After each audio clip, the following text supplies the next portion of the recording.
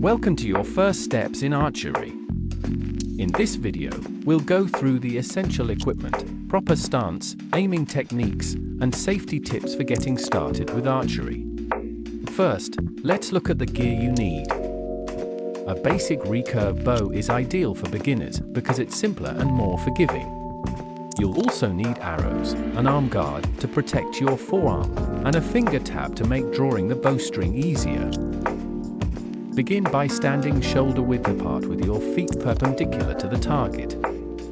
This is your foundational stance. Hold the bow with a relaxed grip, extend your arms straight, and keep your shoulders down to maintain balance and stability. Draw the bowstring back slowly, using your back muscles. Anchor your index finger at the side of your mouth or chin. This spot, known as the anchor point, should be consistent for every shot. Align your sight with the target, focusing on a small point in the center. If you don't have a sight, you can also learn to aim by focusing on the tip of the arrow. Release the bowstring by simply relaxing your fingers, letting the bowstring slide off. Avoid jerking your hand away, keep it steady for a smooth follow-through. Start with close distances to build accuracy.